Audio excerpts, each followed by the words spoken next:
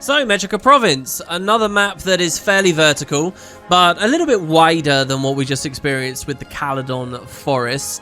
And this is the opening zone for the Asura.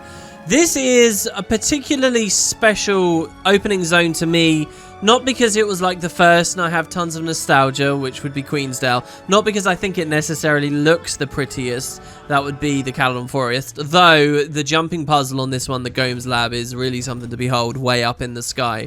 No, this one's quite special because my main for a long time was an Asura, and I had decided I wanted to play an Asura quite badly from some of the earliest trailers, purely because, that's kind of funny, trying to portal out there but hitting the Vista accidentally, purely because of their architecture, the aesthetic of the way they built this kind of Aztec, Mayan. To tell you the truth, I'm not actually sure the difference between Aztec and Mayan architecture, if there is much, but this kind of, you know, Central American, really beautiful, almost like ancient ruiny, but now magically infused and kind of technologically slanted buildings. I think this stuff's amazing.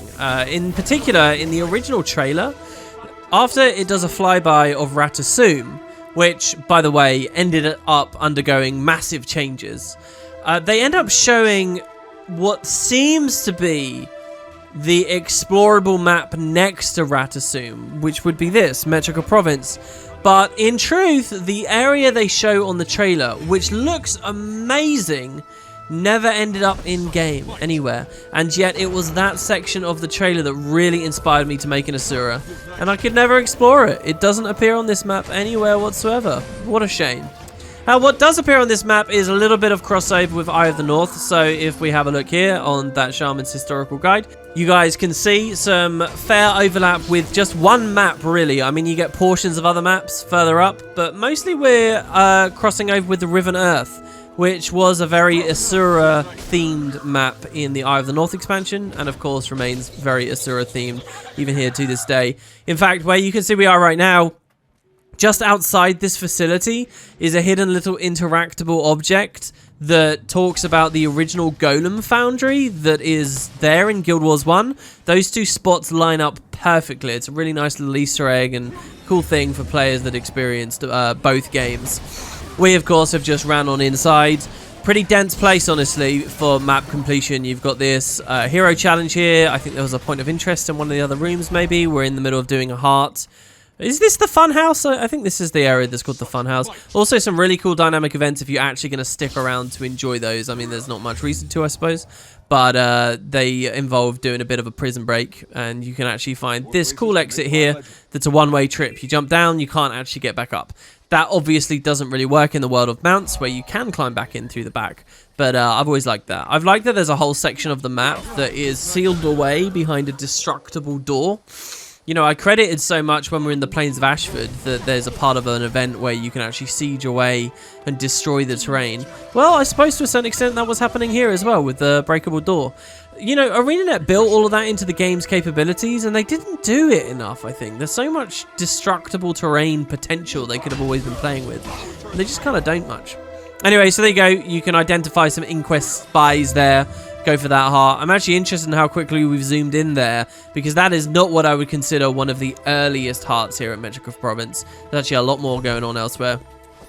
Right here at the start of the map, there did used to be, when the game came out, a cool feature where you could play a mini game, basically like Golem Chess or Golem Checkers. It wasn't really either of those games. It was like a mini battle simulation at many of these terminals that are still scattered around. But with the new player experience, unfortunately, that all went by the wayside, and you can't do it anymore. This field that we're in right now is one of the most consistently populated areas of the whole game, because it's right on the doorstep of where people create new characters. And I have such clear memories of back at launch, everyone swarming around here. I'm sure you guys do too, and running over to those and playing against one another. Guild Wars 2 is not a game where there's a proper dueling system, and they were very careful about compartmentalizing where you would fight other people. If you wanted semi-competitive but otherwise asymmetrical, cool, you know, blobby fights, go to World vs. World. If you wanted hyper-balanced competitive stuff, you'd go to PvP. It was not here in PvE. And yet you could play fun little games, and this was one of the very rare situations where one of those little games was right there out in the open. and the new player experience removed it. One of the biggest casualties, in my opinion. It is true that way later in the Heart of Thorns expansion, in a sneaky little cave, you can once again play this game again. It does technically still exist in the client. But Christ, I mean, I can't imagine how few people are actually out there participating in it. The only chance you'd have is if, as you were doing the Heart of Thorns expansion, you were playing with a friend and you both went to that same cave at the same time, and neither of you were in a rush and you decided to just play for a little bit of fun there. It's definitely not as powerful or as meaningful as putting it here right at the start of the game. I guess they just thought it was too many rules and things for people to learn, so hey. So you can see we're on top of a lab and we climb up to get a vista. They kind of do that a lot, but they managed to shake it up. There's cool balconies and hammocks and fun little, sneaky places that you can hang out high up. A lot of these labs are really well realized. I think the one we were just in is essentially an Asuran school, where there's any number of events that can happen, and a very cool Easter egg as well for anyone that plays as an Asura. There's a bench you can interact with in that school that talks about how you were a progeny that went there, and it's your old desk when you were at school, and it's got your old stuff, or like your name is written on it. That's not something that ArenaNet does much. They don't talk about what your character was up to before you took control of it and created it. But for Asura characters, you did get that over at that school. This event here is always a pretty obnoxious one in terms of the visual effects and noise. You're going to grab this lightning stuff, which will strike to you. You need to move it over to a capacitor to fill it up. But the effect is very loud, the sound effect, and it's very flashy. And when you get a lot of players around, believe me, it will make your client go kind of buzzing. It looks like we found a pretty efficient way of doing it here, though. Just press F on the stuff and you'll get through. Another massive cutout section of this map is the lake to our left. At launch, there was a whole heart and a bunch of stuff to do in that lake, swimming around. I guess ArenaNet decided, with the new player experience, that introducing people to underwater too quick was too much. Like, think about in Queensdale, that whole area with the drake nests and stuff, it's all very shallow, right? So here, they just got rid of it. I kind of feel sad about that, in as much as it always sucks to see work that was done go away. But on the other hand, I didn't really enjoy the lake heart in the first place. I didn't relish swimming down there. So it was kind of a positive change. I don't know about you guys, but I find it very hard to let go of stuff that gets built by games and then developers end up later remove. I don't know what that is. I think it's because when you are... I find this with TV shows as well. When you are in the creator's seat, and you see like maybe how arbitrarily things were implemented, or you see everything as clay that can be molded any way you like, you kind of learn the skill of throwing stuff away. But as a consumer, you don't really learn that skill of just, you know, letting things fall apart and letting things change. So I kind of just think, oh my god, the devs made it once upon a time. They had a plan for this once upon a time. I don't want to see it be lost. To see it be lost is to lose value somehow. But, you know, we often do see, especially with MMOs and any product that gets updated a ton, eventually stuff falls off, and that lake event is one of them. This event always used to trick me up. You basically have to look at your active effects and see the color of that you're currently attuned to. So in this case right now we're blue, and that will allow you to interact with only the blue stuff and kill the blue ooze.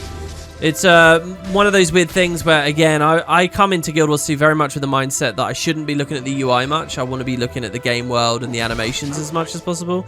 And yet here, right at the start of the game, is kind of a thing where, as far as I know, one of your main telegraphs of how you're attuned is the color of the orb and your active effects. It's probably a good thing for the game to teach new players nice and early what their active effects bars and stuff are for. But yeah, so yeah, you do still need to swim down there for map completion, as you just saw, but it's only for a point of interest. That whole facility that's underneath there, not much going on anymore. Moving on over, we get some pretty easy hero challenges here, a little bit with the Inquest, and a bit of experience fighting semi-stealthed enemies. I mean, they're stealth, but we can still see where they are and we can still target them. It's a fun idea to think of truly stealthed enemies around in Guild Wars 2 for PvE. And you just don't really know they're there until they're accidentally dead. You obviously get stuff like the Stalkers that you can fight, and or like Jaguars and whatnot. They'll stealth. You can guess that they're still in the area, and if you just wildly swing, you might get the kill. I always thought that was something that maybe they could have played with a little bit more as the game went along, but hey. Very easy heart because these poison nodules give you so much credit and spawn an enemy, which will give you even more credit. So we get the double whammy once again. This map probably has more Hylix stuff going on in it than Caladon Forest. I suppose they could have been 50-50. But I feel like it's more on the Asura leaning areas. We learn more about them. We learn about their colors and the fact that just from the pigment of their skin, you can generally guess whether they're going to be aggressive to you or not. You know, and they're pretty simple rules. If it's red, it's going to come after you. I think that probably gets expanded on a little bit more in Brisbane, to tell you the truth. But there it is. And so with that done already, I guess we're already finished with all the opening hearts and little adventures and experiences. This is a bit like Caladon in that once you've done that and you're moving to the north, you kind of got this barrier to get through. But unlike in Caladon, where I get lost all the time, here at Metrica, it's very, very simple. There's multiple routes up through the cliffs. And in fact, all these starter maps have kind of done that. They give you sort of an almost closed-in opening section with maybe 4 or 5 hearts and low-level enemies. And then it expands open. And in that newly expanded area, you can find like a small town where you can do crafting and go into the very, very reaches of the map. This is a brilliant heart here. The Brill Alliance. Wow, I called it a brilliant heart, and it's the Brill Alliance.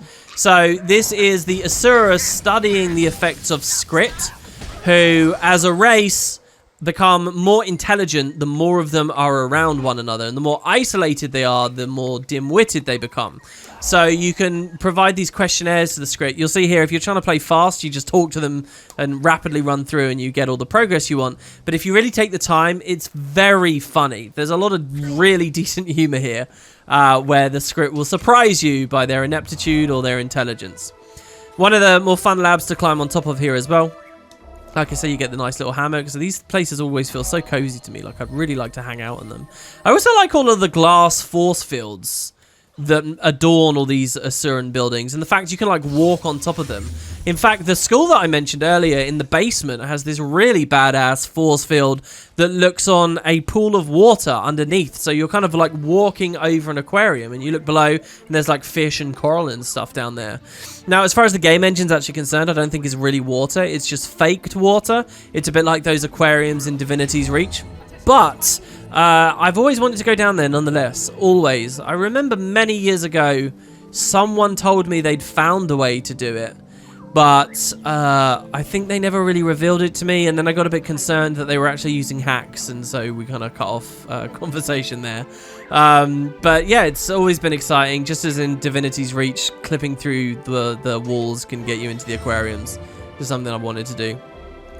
So yeah, another little bit where we can climb up, get another vista. This is the little crafting section for this map. It's actually not a bad one. That's a weird blink. I don't know why we're attempting that there. This is a kind of a cool one because some of the crafting stations are low down here, but some other ones you've kind of got to climb up and go to semi-obscure locations to actually be able to take advantage of. I just wish that Guild Wars 2 had some kind of meaning behind using a crafting station here versus using a crafting station in Rata Sum itself, just so there's a bit of an incentive to spread people out a little. I doubt we'll ever see a mechanic like that. It's never going to be high enough on the list to really be focused on. But I think the last opportunity they had to really do something like that might have been when all the legendary collections came in. You know, if they'd gone a different way and the idea was where you craft the components now matters or something. I don't know. None of it really fits as far as the game has now been developed. Ideas from more primordial time, I suppose. This heart is to do with protesting and the ecosystem issues that are a result of Dr. Blint's research. So what we do is we can pick it and learn a little bit about picking up environmental objects. You can break all these containment facilities. There's actually quite a dangerous boss that can spawn here. I like to do the event to get fast credit here. Maybe I'm wrong about that. As you can see, other players are. We get a nice little bronze reward there. And some good meaningless karma for ourselves. Very cool place here as well. There's a potato farm. I always get people messaging me about this place. Because I'm winning potatoes and there's a floating potato farm right there. That's actually been the site of some funny controversies over the years where market manipulators will convince you that buying potatoes in bulk is really important and everyone will go farm them up. and someone will unload a bunch after the price spikes. It's pretty funny how manipulatable the broader Guild Wars 2 community can be at times.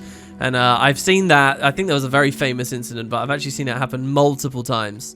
Anyway, it's been a pretty good place to go, especially when the guild halls came out and scribing and the new dye crafting, where you can basically salvage down potatoes into dye components. Wasn't that what it was? And I remember going there a few times. Probably my favorite like mini area of Metrica Province is here. First you have this heart in which you're being asked to recover gate pieces. I think we'll just kill all of these Skrit as we go along. The Skrit are fairly dangerous, by the way. You do want to watch out for them. They're probably the most dangerous early game enemies that you can fight. Their ranged strikes come rapidly and they hit hard. Especially in this map, your natural flow. Obviously, we've started a high level on this, but the natural flow, if you were level 1 when you came here, there's a good chance you're a bit underleveled, and these level 9 guys hurt. It's one of those very rare situations as well where the little bit of flavor text below the enemy's nameplate really matters. It says big damage on there. That's what ArenaNet wrote, and well, they're right, it is big damage. But this heart asks you to gather these gate pieces. We've already got more than enough. You can go to an Asura Gate in the area, speak to the attendant, deliver the gate pieces to that attendant, and actually power it on. And you'll see actually that, oh no, there's a different event. There's events that can trigger here.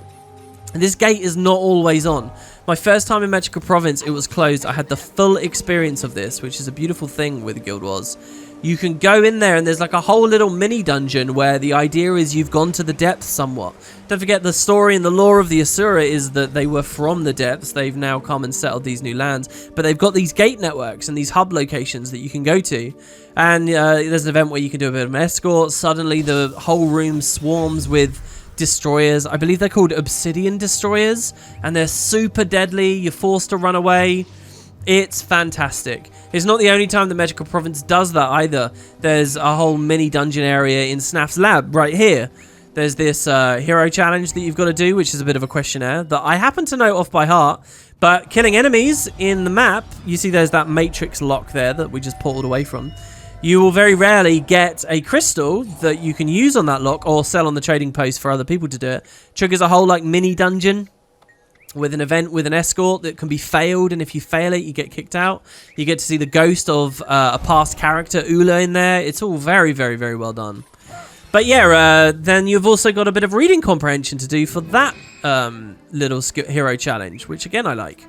Anything that gets people just engaged that bit deeper. I really believe that in the early parts of the MMO, you want to get people as engaged as possible, because otherwise they're just going to trend to this very limited place where all they're doing is running around spamming combat skills, and you want people to digest the game a bit closer than that. Say to them, hey, you can't get map completion unless you learn a little bit about the story here. I like stuff like that, and that's basically what that hero challenge does. Swinging around now, this is a pretty simple area, just killing various Hylek. I think there was something about an environmental weapon here that I used to abuse. Maybe there was a blowgun or something that you could grab. I think the hero challenge here as well is one of those kind of special ones, a bit like the Etin from Queensdale, where you don't actually need to fight or do anything. You just pick up an item and then you're going to double click it. So really, yeah, here you go. You just need to drink that tonic. So there's really not much reason to fight these things, especially considering the heart gets done very, very quickly. Nice little tunnel will take you out into the central swamp for the map. Again, this swamp is pretty good for ambient dialogue and just hanging out with friendly Hylek. The friendly Hylek have these super cool animations, guys. I particularly remember shooting a video once where I managed to catch it on screen, but they lash their tongues out and grab flies and grab them back. And they talk about all kinds of interesting things in this part of the world. You can actually see how Metrica Province is really quite dense, honestly. This environmental object. I respect picking up the environmental object there. This map's really quite dense. You see, you're straight into another heart area, and there's another hero challenge here, and a point of interest. That point of interest is actually related to one of the personal story instances, which you can feel the devs were sort of rushed for when they were making, but there's sort of an open world equivalent that you can deal with as well. You know, I've never done this heart in this way, ever. I usually just run around killing random stuff. takes me a lot longer. So this is quite nice, actually. Thanks for helping. I also seem to remember that the guy with the heart was deeper in, not standing right there. So yeah, that's some of my knowledge failing me here. These guys tend to die pretty quickly. I remember struggling, though, once upon a time. I think, again, just because I was probably a little bit underleveled when I very first arrived here. On my squishy little elementalists, I was possibly trying Scepter out as well, which was never that great. Not for the longest time, especially if you're just sitting there spamming fire spells. So yeah, in the open world, we just dip into the lab for a brief moment and turn around. But there's fun stuff to do with prison cells in there that you can play around with. An excellent dynamic event, this one. With a quiet morale, this is how I usually do the heart. Just wave after wave after wave comes, trying to assault this outpost, and you can blow them up. This precisely is where there's a hell of a lot of ambient dialogue if you want to sit around and wait for it. They actually talk a lot about the Crate Lake nearby as well, I think. So from here, we could have gone in either direction. We could have gone east or west. We're kind of super central to the whole map, to tell you the truth. I guess picking west is the right way here because of the old Flamen lab there, which opens up and turns out to be super booby-trapped. And here, this is the Lion Road. As I mentioned in the previous video, this is about as far as it gets to getting to Rata Sum itself. But this is it. This is the Lion Guard. We're nowhere near Lion's Arch, really. I like these sections of the Lion's Road, particularly when we see over at the Black Citadel side. That's so far away from Lion's Arch. It's so far away, and yet all the way out there in Ascalon is the Lion's Road. You know, when they expanded the world map with Path of Fire, they also expanded it an awful lot to the east, so you can see a lot further inland towards the supercontinent that there's never really been any great lore or story about. And I'm really captivated by the idea of Lion's Arch building further out on the Lion's Road. Imagine if the Lion's Road actually ended up extending way off into the supercontinent to connect, you know, whatever other cultures and societies and massive cities there might be out there. Imagine how cool that would be. And you sort of got this familiar taste of home, even though you're in what is becoming an increasingly distant and alien-feeling landscape. I guess that desire or that dream or whatever, if it were ever to be realized, wouldn't be for a long time now, though, because the next expansion is going to be in Cantha across an ocean. There's no way they're going to build a road across that. But then, you know, we're into really weird, exciting times following that, guys, if you think about it. If we do get another expansion after End of Dragons, it could well be into the supercontinent or anywhere new. And that fills me with a certain thrill that as much nostalgia as I have for Cantha, no other expansion can compete with. This is a cool place. You basically learn here about a project to build another Asuran city on the scale of Rata Sum, if not bigger. And in fact, you can go speak to an attendant at a desk and you can see a floating copy of the new cube that they'll set afloat into the sky. I love the idea of a Guild Wars 3 where we actually see another city like that has been erected. There are all these really badass stories and almost sinister ideas of the Asura being the race that will come to rule the world before the game came out, and that they're sort of sinking their manipulative tendrils into all other societies because they're just that smart and they're just that capable, you know. They arrived here from the depths fleeing from an Elder Dragon, but very quickly have mastered their domain. And I love the idea of, yeah, just maybe 100 years into the future, you could have many, many, many Asura cities all over the place. And they're so grand and beautiful and magically infused. I'd love to see that. I'd love to see a game where the Asura are the true villains. Because I really do think that they have that bent to them. But of course, for this game, they have to show the noble and happy sides of every race that's playable. So they kind of get softened a lot, much like how the Char got softened a lot, and the Norn got softened a lot, and so on and so on. I don't think it's fair to say that about the Sylvari. The Sylvari were always, you know, from the very conception, playable. I mean, it's true as well that the Asura from their conception were going to be playable, and I don't know what I'm saying really about that. This heart area is probably one of the most challenging parts of the whole map. By the way, we skipped over the entrance to the ultimate jumping puzzle here. I'm not sure if at any point in the footage we'll look up, but this whole area of the map, if you just look up, directly up, you'll see way in the sky there's all these floating islands, like miles above you. And that's actually this big like connected jumping puzzle where you're activating all these gates to hop across all these islands in the sky. Truly fantastic. We've seen, obviously, with the Path of Fire expansion, more recent stuff, they've been doing a lot of floating island stuff.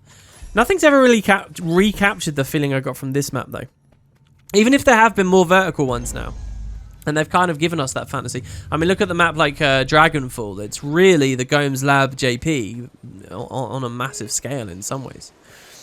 But yeah, so we kind of skipped over that. That lab we just did is probably one of the harder areas of the map. And you can actually look through a glass window to see a massive chamber right nearby, filled with enemies and adventure and things to do. But there's no way in. There's no way behind the glass chamber. I love stuff like this in games. I love being teased about a place that's so close and yet so far. The truth is the way in there is accessed from an Asura Gate in a very different area of the map. And again, it's all this stuff with the Asura Gates and the complex little labs and with their secrets that makes me really enjoy Metrica Province. You know, there's nice bars and interior rooms and stuff in, say, the Norn areas and in the human areas, but none of them quite get to the level that the Asura stuff has. So here we get this big main power grid. I think this is related to the project to build another city, like they connect. I think it also connects across the whole north of the map to the Thornover Reactor, which we'll be dealing with later. Or very soon, actually. The Thornover Reactor, of course, being a very huge event immediately before the events of the game. So basically, there was a Guild Wars 2 Chernobyl. There was a nuclear meltdown, and it was a great mystery in 2012 as to what caused it or why. During Living World Season 1, the community had the choice to vote on a fractal that would tell the story of the Thornover Reactor, or a fractal that would deal with an event to do with Baddon, one of the fallen gods and one of the topics from the first game. And the community actually voted on the Thornover Reactor fractal. So we do have that story now, and you can play a whole fractal that shows what happened right before the meltdown. Here in the 2012 content, you just see a lot of the fallout. You see the ecosystems being devastated. You see these people in these tents here on stretchers, moaning and crying. It's weird. I don't see people talking about the potential for the Baddon Fractal anymore. To me, I kind of like that there's not an Baddon Fractal. I actually do have confidence that the devs could do it justice now. After they've done such amazing things like Elder Dragon fights in Living World releases, I'm pretty sure that, yeah, they could represent the god in a fractal, especially after we've seen gods in the story now as well throughout expansions. I reckon they could do it. I never used to have that kind of confidence, but I'm still happy that we don't have the Baddon Fractal, because that was the choice we made, you know? I think choices can have consequences. Certain people out there sort of have this weird expectation that it should be coming, or ArenaNet somehow broke their promise. They didn't break any promise. They said you get one or the other, and we voted on the Thornover Reactor answer, which is arguably perhaps a little bit less cool. The truth is that the decision people made was also contingent on many other things, like were we going to get cheaper waypoints or cheaper black line keys and so on. And I think that muddied the waters a lot. If it had just been a pure decision, do you want one fractal or the other, you might have seen the Baddon one go forwards. It's weird as well looking back at those days, because I think in an alternate reality, ArenaNet could have kept presenting decisions to us like that. They didn't need all the pomp and stuff of big in-game patches supporting them. But, you know, it could have been a regular thing. Do you want this fractal or this fractal? And people say yes or no, and then we go ahead. I think Jagex does a lot of that kind of stuff with RuneScape, don't they? They let the community, like, decide in quite an integrated way whether we go down path A or path B in terms of development. This hero challenge is really hard. Really hard. And in fact, you can see we're swapping our skills here, I think, in anticipation of this. Especially on low-level challenges and stuff. It's nasty. The reason for that is there's a lot of veteran enemies in the area that you can easily over-aggro. And it's 3 enemies, and they spam lava fonts and tend to do a lot of damage. So it's very often I actually die there, especially on a squishy light armor character. Looks like we did that quite well. As a Mesmer, you can obviously confuse and beguile your enemies with phantasms and clones, so you'll be safe. The reactor itself is also so special. I've made a lot of videos about Guild Wars, and in the early days of the MMO actually coming out, I made a video about a big secret that was here at the reactor. And that's that in each of these little quadrants, like this is the water one, where there's weird water disrupted everywhere. There's an earth one, there's an ice one, there's a fire one. And these are all kind of hinting at elder dragons and so on. More is explained in the fractal. But there's a big secret where if you do like a mini jumping puzzle in each, you can get key fragments. One of the key fragments is really hard to find, but you get all the key fragments and then you do all the events to kill the fire elemental world boss, which is actually about to be going on here. I mean, we won't see it because there's a long cooldown for it to start. But back when the game first came out, it was not on a world boss timer. So it was a little bit rarer for people to fight it. But if you did all this stuff, you could unlock a secret area and then a boss. It's all pretty minor and pretty small stuff these days. But I did a video about it and it blew up. It was one of the first videos after Guild Wars 2 came out that just really randomly blew up. I think even to this day, if you search my most viewed videos ever, you'll find it somewhere on the list. I mean, you'll have to scroll down a bit, but it's there. And for that reason, I always think about that with the Thornover Reactor. ArenaNet hid a lot of cool secrets and Easter eggs all over the game.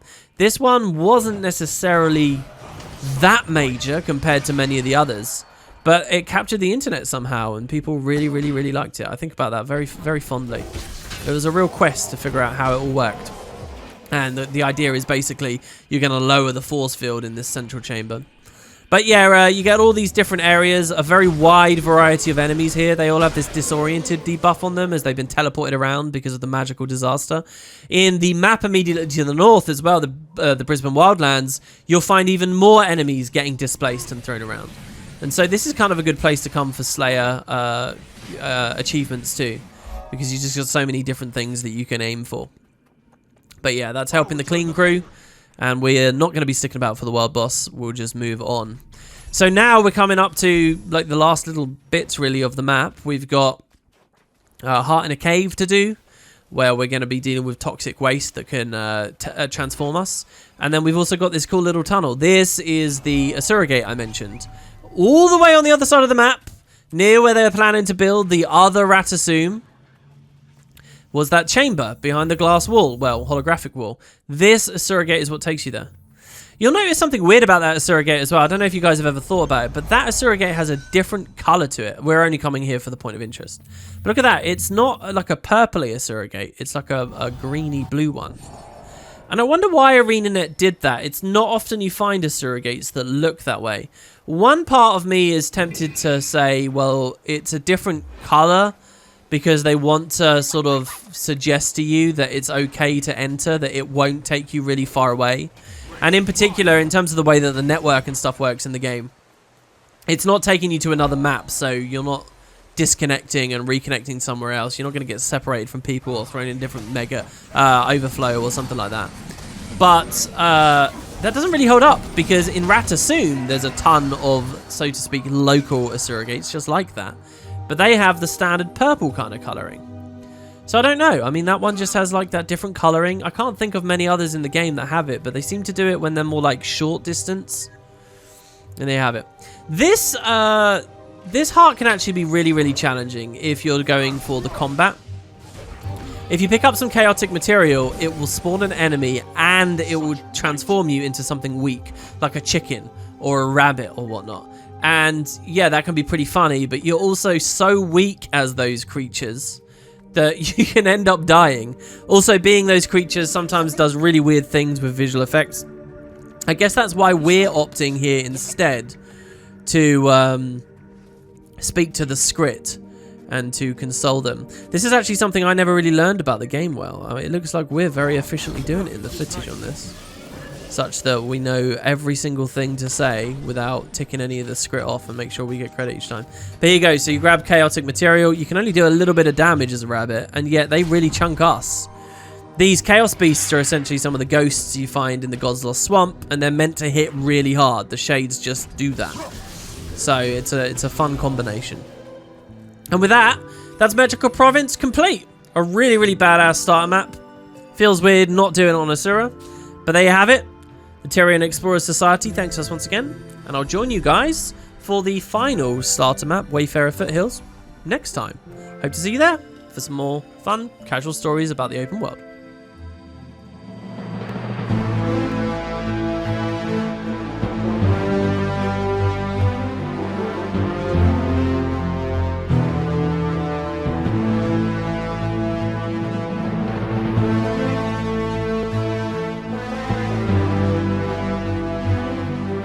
you.